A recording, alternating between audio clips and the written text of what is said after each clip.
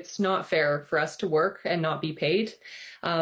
We know that Air Canada has made billions over the last years, and ultimately they can afford to pay flight attendants appropriate wages without rising costs to the public. A lot of people didn't know that you all are working and not getting paid. So can you give me a few illustrations of how and when that's happening? So essentially, any time that the crew is assisting on board, whether that be safety-related briefings and/or a medical emergency, the everything leading up to the point where the wheels push back is unpaid. So until the wheels move, we are not paid.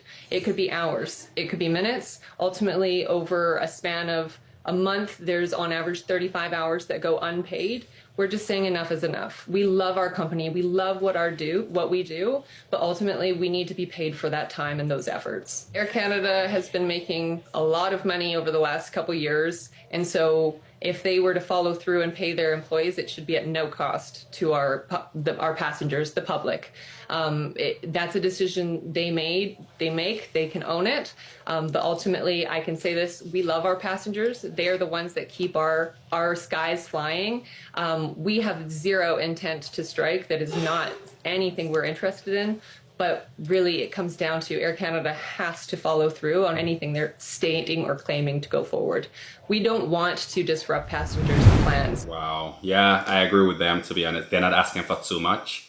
What do you mean that they don't get paid until they're in the skies? So like all the work, which is probably a lot of work, leading to the takeoff is unpaid. That is completely exploitative, right? They're exploiting people. And I'm happy that these guys are standing up for themselves, to be honest. I love to see things like these. And apparently Air Canada, they've come up with a 38% increase in over 4 years. But this has already been shown to actually just be about 17%, which is still below industry standards. So it looks like the union has already declined this 38% offer.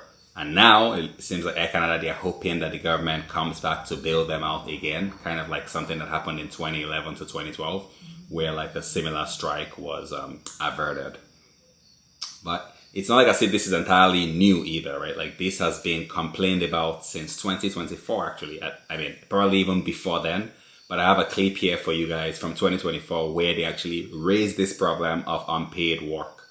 So this is not entirely new. And now that they're striking, 10,000 employees are striking, like 10,000. Imagine the disruption. Now Air Canada is like, shocked Pikachu face. Here, play this clip. I want to ask you, are you aware of the unpaid work won't fly campaign by flight attendants who say that they work up to 40 hours a week unpaid?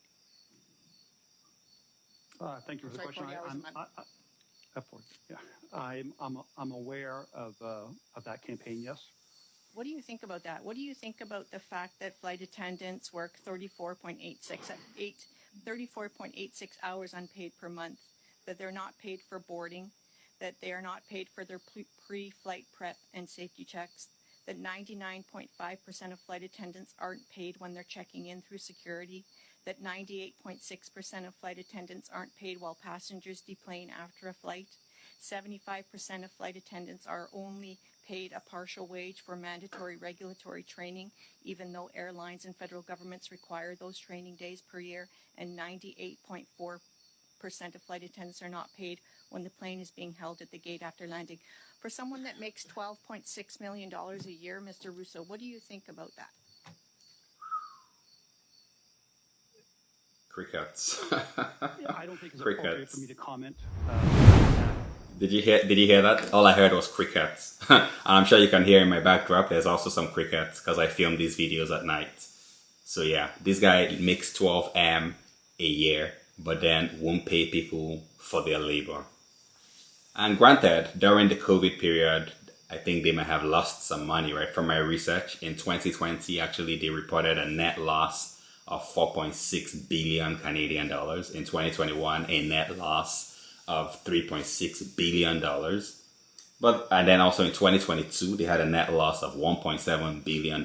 So actually, 2020, 2021, 2022, they've actually experienced severe losses, right? However, In 2023, they had a net profit of 2.2 billion.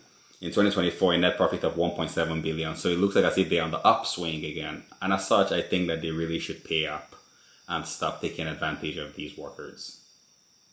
But y'all let me know what you think about that down in the comments below. Do you think that, like, because when I look online, air hostesses at Air Canada, I believe they're making like, what, $25 an hour? So do you think that like that is competitive enough for the kind of work that they do? I don't think so. I think flying all over the world might be like an advantage for some. It's a perk, right? You get to travel.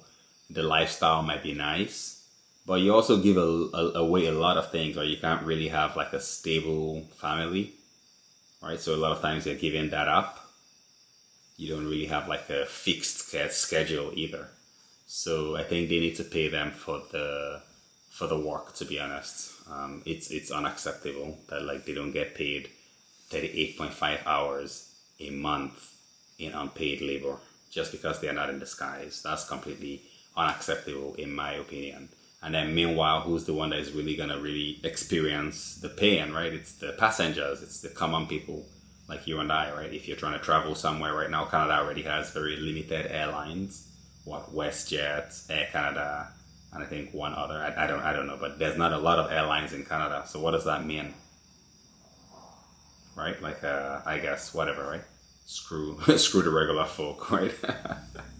But yeah, do you guys think that the government should step in to come and bail out Air Canada, or do you think that Air Canada should be made to pay up?